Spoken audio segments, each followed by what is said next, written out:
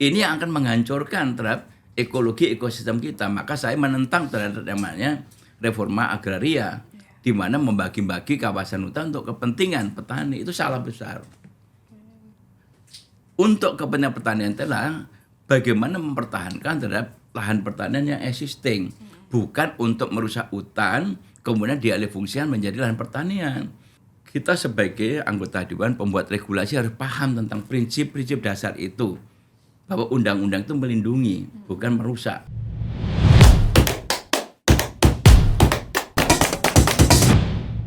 Sobat Golkar, hari ini kita kedatangan tamu spesial. Nggak kedatangan sih, kita nyamperin nih ke kantornya langsung, ke kantor Pak Firman Subagio. Nah, beliau ini merupakan anggota DPR RI, sudah 5 periode ya Pak? 5 periode, Alhamdulillah. Selamat siang Pak Firman. Selamat siang, Assalamualaikum warahmatullahi wabarakatuh. Apa kabarnya nih Pak? Alhamdulillah, terima kasih atas mau atau berkenan melihat ruangan anggota DPR. Karena image-nya anggota DPR itu konon katanya mewah dan sebagainya, ternyata biasa-biasa saja. Iya teman-teman, nanti kita boleh room tour ya Pak dikit boleh, ya? boleh. Izin Pak. Nah, atas rekomendasi teman-teman nih Pak, pada penasaran nih kita ingin wawancara dengan Pak Firman. Mungkin ada beberapa pertanyaan ya Pak, izin ya langsung ya Pak.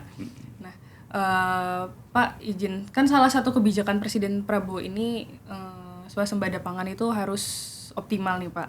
Nah, Pak Firman sendiri sebagai anggota DPR RI yang ada di Komisi 4 juga nih Pak, gimana nih Pak Firman melihat potensi sektor pangan di Indonesia saat ini Pak?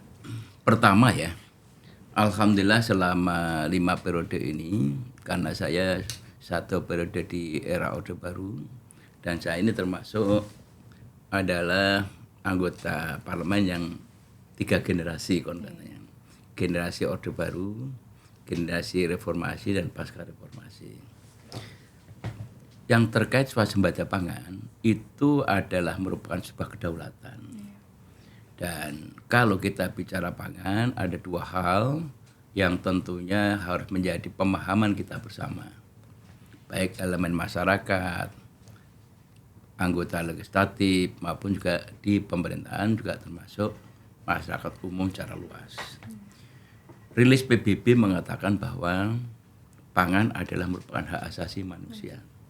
Dan kemudian di dalam konstitusi negara kita, itu jelas diatur tentang masalah kedudukan sandang papan pangan itu menjadi tanggung jawab negara. Oleh karena itu kalau kita bicara sandang, itu adalah industri tekstil dan turunannya itu dilindungi. Karena jangan sampai kita mengandalkan produk-produk dari impor. Sekarang udah mulai masuk ini. Dan akhirnya industri tekstil kita udah mulai gulung tikar. Bahkan yang kami dengar terakhir, fakta menunjukkan bahwa Sritek adalah salah satu industri tekstil yang di era Orde Baru itu didirikan oleh Pak Harto, dan ketika itu adalah inisiatornya Pak Hartarto sebagai Menteri Perindustrian, akhirnya sekarang tumbang. Padahal itu sangat kuat. Kemudian pangan. Pangan itu adalah merupakan sesuatu yang fundamental karena tidak masuk dalam amanat tadi. Oleh karena itu pangan ini menjadi salah satu kewajiban bagi negara untuk senantiasa meningkatkan tidak hanya swasembada, tetapi pangan itu harus menuju kepada kedaulatan. Apa arti daripada kedaulatan itu adalah pangan tersedia tapi produk dalam negeri. Itu adalah esensi atau pengertian daripada kedaulatan. Sehingga kedaulatan negara itu sama hanya indati dengan kedaulatan pangan, bahwa pangan harus tersedia produk dalam negeri, bukan pangan tersedia karena impor.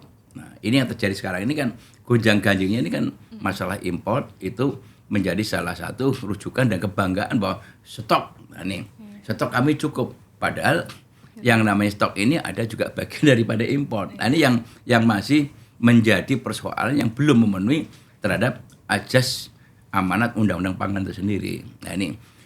Kemudian yang terkait dengan sandang papan pangan, yang terakhir ada papan rumah. Itu tersedia, dan rumah ini sudah ada Menteri Perumahan. Nah, Menteri Sandang itu sudah di bawah koordinasi perindustrian. Kemudian pangan itu adalah Menteri Pertanian sebagai produsen, dan sekarang sudah ada kelembagaannya Badan Pangan Nasional, di mana ketika itu ada Bulog sebagai buffer dan penyangga harga. Tetapi Bulog sejarahnya adalah ketika menjelang lengsernya Pak Harto di tahun 78 itu, Pak Harto itu dipaksa oleh IMF, di mana IMF itu meminta kepada Pak Harto agar Bulog dibubarkan. Nah, Bulog dibubarkan ini ternyata ada sebuah skenario besar daripada internasional, karena Indonesia sebuah negara yang cukup besar jumlah penduduknya, itu semua membutuhkan membutuhkan makan. Nah, ketika butuh makan ini, kalau Indonesia itu harus menjadi negara yang berdaulat, maka produk luar negeri nggak bisa masuk. Sehingga ketika itu intervensi itu tujuannya adalah agar menghadapi persiapan dibentuknya WTO itu, pasar global bisa masuk Indonesia, karena Indonesia adalah merupakan negara yang jumlah penduduknya terbesar nomor 4 di dunia. Setelah Cina, Amerika, Cina, India, dan Indonesia. Nah, otomatis 4 negara ini, Cina sekarang udah sangat maju, Amerika pertaniannya maju. Ya 2 negara ini jadi bulan-bulan. Sekarang kita kalah sama India. India itu sekarang yang namanya produksi gulanya udah mulai berdaulat. Dia udah betul-betul swasembatanya kuat. Indonesia sampai sekarang ini semuanya belum berdaulat. Masih dalam posisi belum memenuhi kebutuhan dalam negeri itu sendiri. Gula defisit, kedelai defisit, jagung defisit, bahkan garam saja. Indonesia yang panjang pantainya terpanjang nomor 2 setelah Kanada, itu pun masih defisit, belum beras. Nah, ini semua menjadi masalah. Oleh karena itu, tentang pangan ini menjadi sebuah kedaulatan negara yang harus betul-betul kita jalankan secara konsisten, sehingga apa yang disampaikan Pak Presiden bahwa tahun 2027 kita harus swasembada, saya lebih menekankan tidak hanya swasembada, harus berdaulat. Kita harus ada keberanian untuk menentukan bahwa 2027 itu stop, tidak ada impor, dan kita menggunakan produk pangan dalam negeri. Kalau seandainya beras kita, padi kita tidak memenuhi, maka kita harus mampu bikin terobosan. Substitusi pangan. Substitusi pangan itu bisa dari bahan baku non padi, singkong bisa, jagung bisa, dan ubi-ubian itu bisa dijadikan menjadi bahan baku untuk konsumen. Yang penting adalah bagaimana untuk menjaga mutu gizi dan protein daripada makan yang kita konsumsi. Oleh karena itu, inilah konsep bocah daripada Pak Harto ketika itu adalah swasembada pangan itu menjadi salah satu hal yang fundamental dan tidak bisa ditawar lagi.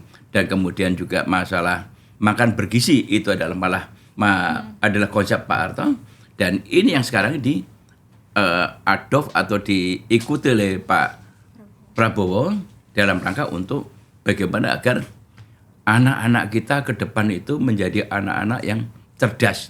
Oleh karena itu, kalau kita menyitir atau mengambil daripada pidato Pak Profesor B.J. Habibie, Presiden ketiga, sebuah negara yang berhasil itu bukan karena sumber daya alam, tetapi untuk menuju sebuah negara yang berhasil itu adalah hanya tergantung kepada sumber daya manusianya. Artinya sumber daya manusia itu adalah merupakan sesuatu yang fundamental yang bisa mendevelop dari semua yang ada. Tanpa sumber daya manusia unggul, jangan harap akhirnya kita akan menjadi penonton di negeri sendiri. Banyak Bangladesh dan sebagainya. Oleh karena itu, ini yang kembali konsep-konsep dasar ini, gagasan Pak Harto yang harus kita lakukan. Dan saya kemarin dalam rangka untuk panja pengawasan pupuk untuk menuju kedaulatan pangan, kami juga melakukan kunjungan kemarin ke Surabaya. Kita ke masyarakat, ke petani, kelompok tani, pengecer pupuk, distributor, dan akhirnya ke pabrik. Nah, kamu tahu nggak bahwa pabrik petrokimia itu 540.000 hektar. Itu luasnya dengan investasi 42 triliun. Itu adalah betul-betul pabrik itu adalah gagasan dari Pak Harto. Presiden Soeharto ketika itu akan mendirikan pabrik pupuk itu dilarang oleh Bank Dunia. Bank Dunia ketika itu melarang agar tidak perlu membuat pabrik pupuk. Karena dianggap Indonesia itu tidak akan mampu dan alasannya mungkin itu ya. Tetapi tujuannya adalah World Bank itu adalah agar Indonesia yang jumlah penduduk besar itu ketergantungan dengan produk luar negeri. Dan Pak Harto melawan daripada apa yang diinstruksikan atau yang diminta oleh World Bank. Apa yang terjadi? Sampai sekarang ini pupuk Indonesia menyelamatkan terhadap produksi pangan nasional. Di mana pupuk petrokimia Gresik yang sekarang udah ada pupuk Kujang, ASEAN Aceh, kamu kan orang Aceh kan ada, atau kemudian Kalimantan Timur. Semua sekarang memproduksi pupuk udah mencukupi kebutuhannya, bahkan sekarang udah mulai mengekspor. Artinya apa? Bahwa konsep-konsep jangka pendek menengah panjang ini harus sustain, harus ada kesinambungan. Nah, persoalan yang serius adalah ketika langsungnya Pak Harto, ini Pak Harto semua gagasan-gagasan ide cemerlangnya dianggap tidak populer dan kemudian dihentikan oleh pemerintah penggantinya. Apa yang terjadi? Ya seperti sekarang, hutan kita rusak, irigasi teknik kita dialihfungsikan menjadi industri dan sebagainya. Akhirnya terjadi kita tidak pernah mencapai terhadap apa yang ditargetkan Pak Harto ketika itu. Padahal di tahun 90 sekian 92 itu Pak Harto pernah mencapai puncaknya swasembada pangan. Bahkan kita pernah tukar guling yang namanya beras ketan ditukar dengan teknologi pesawat waktu itu dan Pak Habibie. Itu udah jadi sorotan sejak lama sebenarnya. Dan ini udah lama, bukan sorotan, sudah menjadi rencana kerja sejak lama. Hanya ketika itu kan semua yang menjadi konsep Pak Harto dianggap tidak baik. Nah inilah kesalahan sistem. Oleh karena itu ini yang harus kita perbaiki ke depan, bahwa kalau ada konsekuensi pemilu, tidak serta-merta bahwa apa yang dilakukan presiden sebelumnya itu dianggap tidak baik. Yang baik kita jalankan, yang tidak baik kita harus perbaiki. Itu prinsip dasar. Jadi pelajaran buat ke depan ya buat pemerintah. Iya betul, untuk bangsa kita. Karena negara kita yang jumlah penduduk besar itu harus berdaulat. Tidak boleh membuat satu kebijakan, regulasi yang sifatnya diintervensi oleh kepentingan asing. Gitu. Berarti memang sebenarnya langkahnya itu banyak, cuman gimana ke depannya bisa terrealisasikan betul. dengan baik ya. Harus ada skala prioritas. Oleh karena itu zaman Pak Harto itu kan di Undang-Undang Dasar 1945 itu ada GBN, Garis Besar Haluan Negara, dan ada penerjemahnya dan repelita. Nah, rencana pengen 5 tahun itulah yang menjadi rujukan. Sekarang sudah nggak ada RPJPN sekarang ini disusun melalui undang-undang, dan kemudian masing-masing kementerian bikin rencana kerja sendiri yang tidak sinkron. Kalau zaman Pak Harto dulu ada pengendali perencanaan pembangunan nasional itu di bawah kendali oleh Bappenas. Nah, sekarang nggak jalan sendiri, ya akhirnya orkestra pembangunan nggak jalan karena antara kementerian satu dengan yang lain ego sektoralnya cukup tinggi. Oke, luar biasa. Oke Pak, melihat tulang punggung pangan nasional kita hari ini kan ada pala, terus padi, jagung, terus kacang kedelai dan lain-lain. Nah, dengan kondisi iklim yang tidak menentu nih Pak, gimana? Nah itu deh, mengenai masalah iklim tidak menentu ini memang menjadi salah satu perhatian dunia. Oleh karena itu dari tahun 2009 yang lalu saya sebagai pimpinan Komisi 4 itu saya sudah mencoba untuk meredesain ulang tentang tata kelola hutan kita, karena masalah perubahan iklim ini juga termasuk salah satunya. Kalau kita tidak mampu mengendalikan deforestasi kita, kalau kita tidak mampu mengendalikan terhadap kerusakan hutan kita, itu akan menjadi bencana yang sangat luar biasa. Faktanya hari ini sudah terjawab bahwa setiap ada curah hujan cukup tinggi selalu bencana di mana-mana. Ini menunjukkan bahwa tingkat deforestasi kita tinggi. Dan kenapa demikian? Karena yang bisa mengendalikan air dari curah hujan itu adalah ketika hutan kita masih bermusim sebagai peresap itu, maka aliran itu akan aliran sungai Das itu akan berfungsi, dan disitulah fungsi daripada pelestarian hutan. Nah, dengan adanya kondisi sekarang ini kita harus mulai bagaimana meningkatkan penataan ulang terhadap kehutanan kita, seperti di Jawa. Di Jawa itu hutan kita itu sekarang ini harus lebih mengedepankan kepada, pertama adalah ekologi dan ekosistem. Bukan perhutani itu BUMN tidak ditargetkan hanya mencari keuntungan semata. Karena keuntungan terhadap masalah ekologi ekosistem jauh lebih besar daripada keuntungan finansial. Namun faktanya sekarang ini Menteri BUMN itu selalu memerintahkan seluruh BUMN yang ada itu setiap tahun harus menyetor dalam bentuk margin atau profit. Nah, kalau seperti itu maka tidak mungkin perhutanan mampu. Karena apa? perhutani itu mengelola hutan yang jenis tanamannya hanya satu jenis, yaitu yang namanya jati. Jati itu bisa dipanen dalam kurun waktu 15 sampai 18 tahun. Ada yang sekarang ini jatinya yang 5 tahun, tapi kualitas tidak bagus. Nah, satu batang pohon yang dipanen 15 tahun itu, kalau dijual itu hanya 1 miliar rupiah. Mana ada 15 tahun itu kita hanya mengolah satu batang pohon yang hasilnya itu selama 15 tahun itu hanya 1 miliar. Secara skala ekonomi nggak mungkin. Oleh karena itu, mengelola perhutani itu tidak bisa serta-merta dijadikan komersial dan lebih mengedepan kepada sifatnya kelestarian terhadap masalah tanaman jati yang tidak ada di dunia, dan kemudian juga kita harus mengedepankan terhadap ekologi dan ekosistem.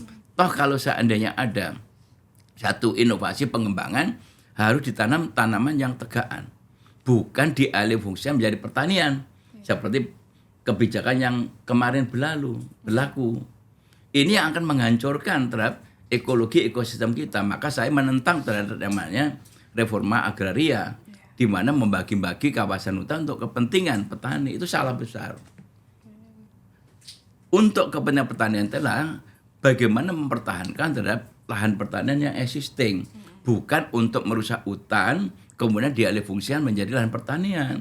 Coba kalau kayak di Dieng, kemudian di Moria, di mana itu Bromo, kalau utuh hutannya ditebang ditanami hortikultura, ya tidak ada fungsi untuk ekologi ekosistemnya, nggak terjaga, maka yang itu yang terjadi kehancuran, berarti rusak. Kalau hujan berarti terjadi kayak di Malang itu setiap saat sekarang ini hujan besar terjadi tanah longsor, puncak saja udah seperti itu. Nah, ini yang harus dikembalikan. Oleh karena itu kita harus sama-sama memahami tentang pentingnya terhadap masalah pelestarian kawasan hutan.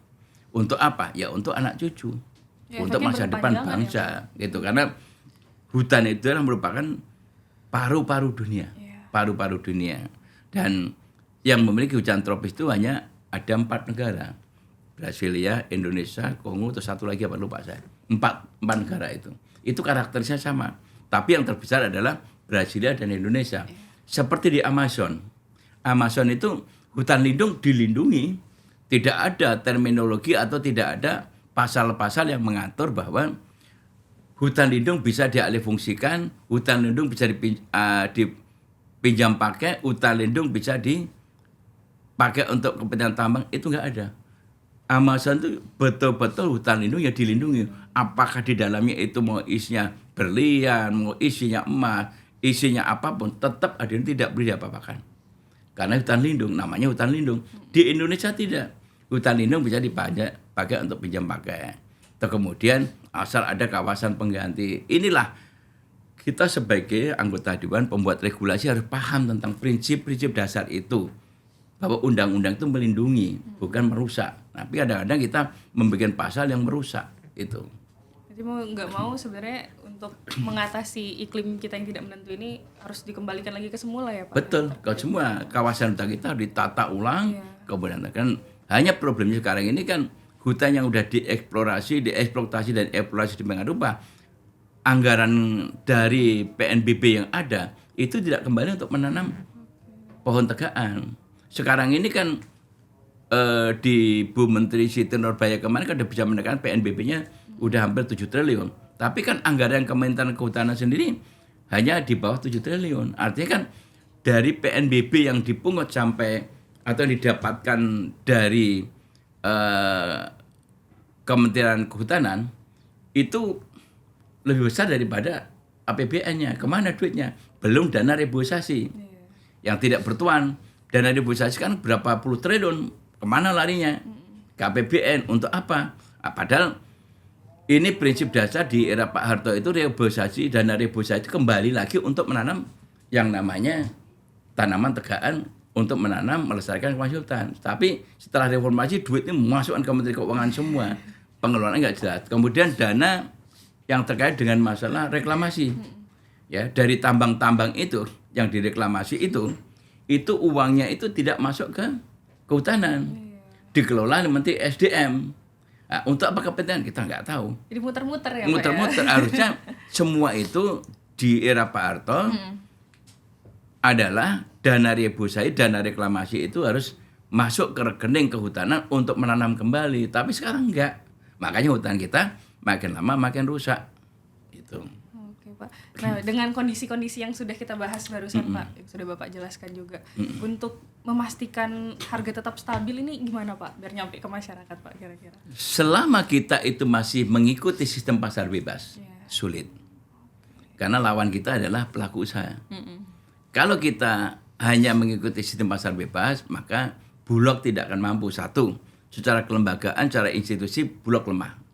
Karena tidak punya kemampuan finansial. Dan kedua, Bulog ini kan perum. Segala sesuatu harus dimonitor oleh BPK dan sebagainya. Kemudian dengan sistem pasar bebas, Bulog tidak akan mampu berkompetisi mengenai harga. Karena kalau kita bicara tentang konsep pasar bebas itu, kata kunci kan dua, hukum ekonomi, supply demand. Ketika supply-nya itu melimpah ruah dan kemudian demand-nya itu kurang, maka mesti akan terjadi harga murah. Nah, kemudian kalau supply-nya itu berkurang, demand-nya meningkat, ada gejolak harga.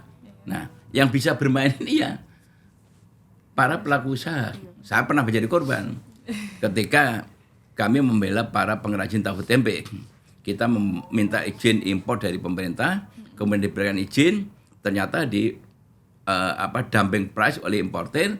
Ketika kita barang masuk, dia harganya diturunkan, sehingga kita nggak mungkin akan menjual barang kita di bawah pasar karena kita rugi. Tapi sayangnya dari pengrajin tahu tempe lari mencari harga kedelai yang murah, akhirnya kita collab. Setelah itu para pemain menaikkan harga lagi setinggi-tingginya. Nah, itulah permain dagang. Oleh karena itu ke depan, maka gagasan atau konsep pemikiran Pak Presiden mengembalikan Bulog itu dilakukan transformasi dan dikembalikan seperti era Pak Harto itu sudah benar. Dan ke depan Bulog itu mengatur hulu hilirnya terhadap masalah distribusi pangan. Atau kemudian mengatur, tapi Bulog harus diberikan regulasi yang kuat sebagai buffer stok dan penyangga harga. Ya, buffer stok dan penyangga harga sebagai regulator dan operator. Sehingga mereka punya kebebasan untuk mengatur dan tidak banyak diatur oleh kementerian ini, kementerian itu. Karena sistem kuota itu juga sangat mengganggu.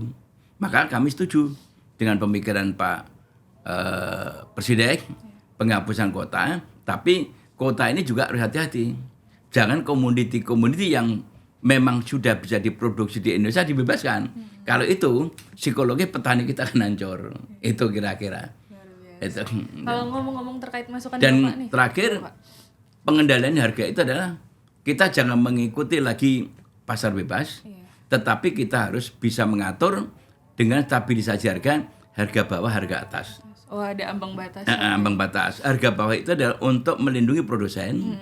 Katakanlah produksi bawang merah itu per kilo hitung-hitungan skala ekonominya adalah 12.000. Petani itu saya udah diskusi langsung. Jangankan dikasih untung 2.000, dikasih untung 1.000 saja, itu udah seneng dia. Asal ada kepastian. Oleh karena itu, ini harga bawahnya adalah untuk melindungi dari skala ekonomis produksi petani.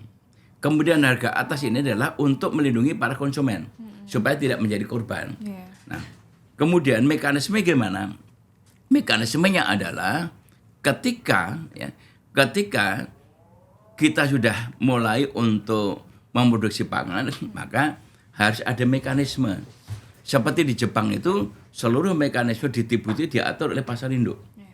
Baik produksi dalam negeri masuk pasar induk, kemudian di pasar induk itu ditenderkan melalui sistem lelang, harga ditetapkan grade A, grade B, grade C.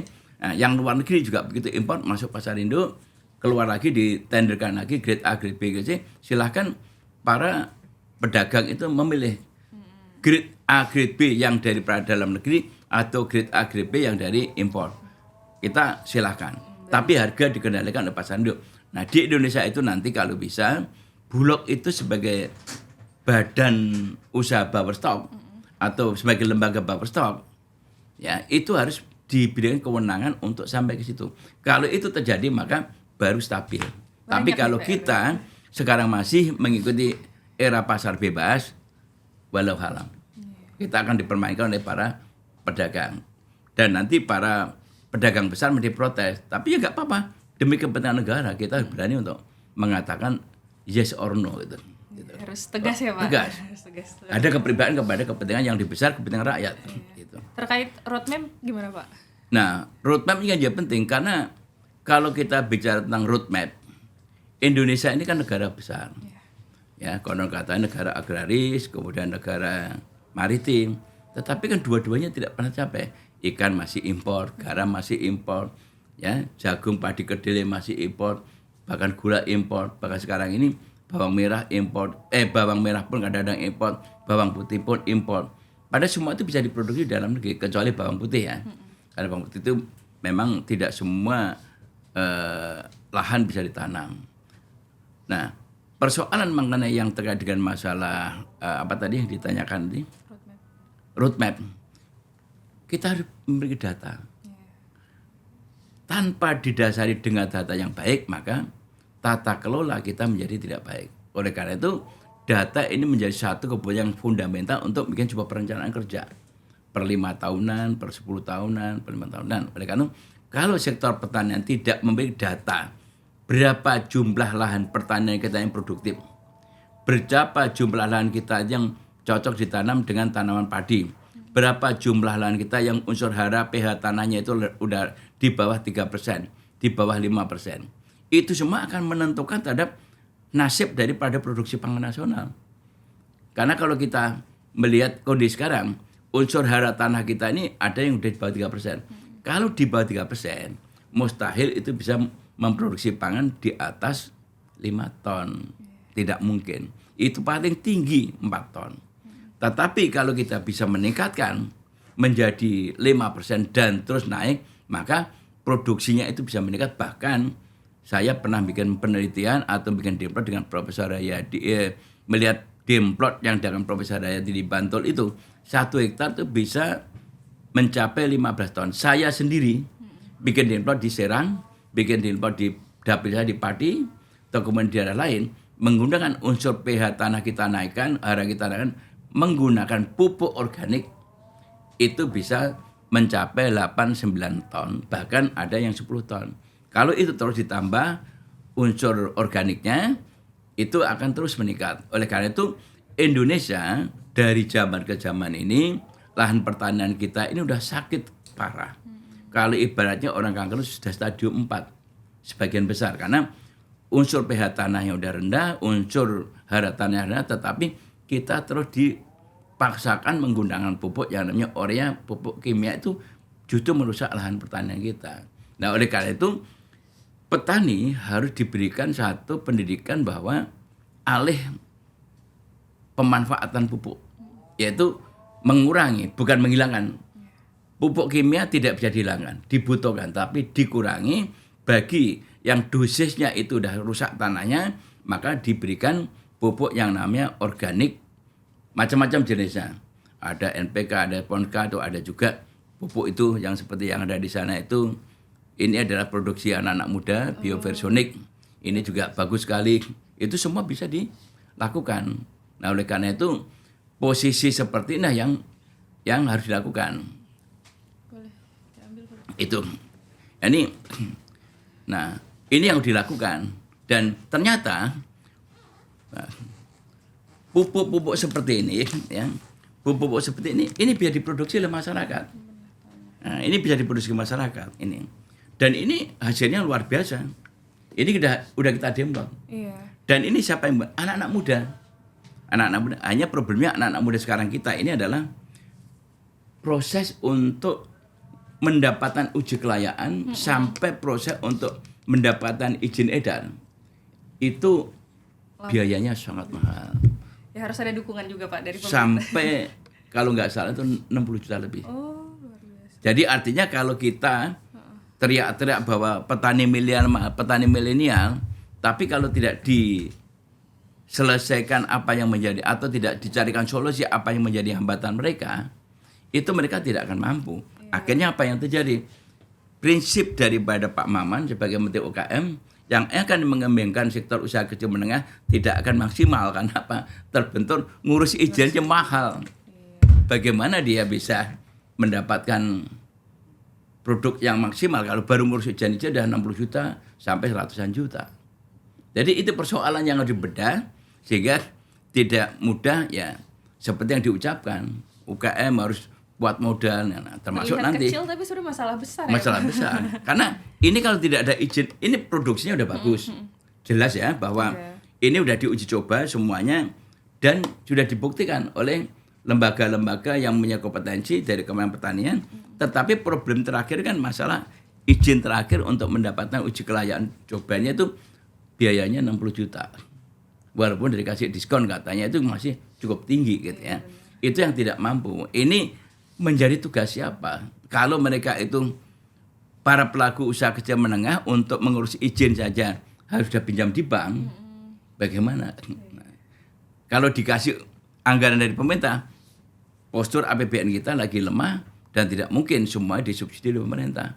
Oleh karena salah satunya adalah ya tadi ada lembaga yang punya kompeten memberikan izin secara murah, ya seperti perguruan tinggi negeri wajibkan saja. Kan perguruan tinggi negeri kan ada APBN-nya. Wajibkan lab-labnya itu untuk bantu Fakultas Pertanian dan sebagainya. Itu solusi yang harus dicari. Tidak dilepas seperti sekarang ini. Ini sayang ini. Gitu.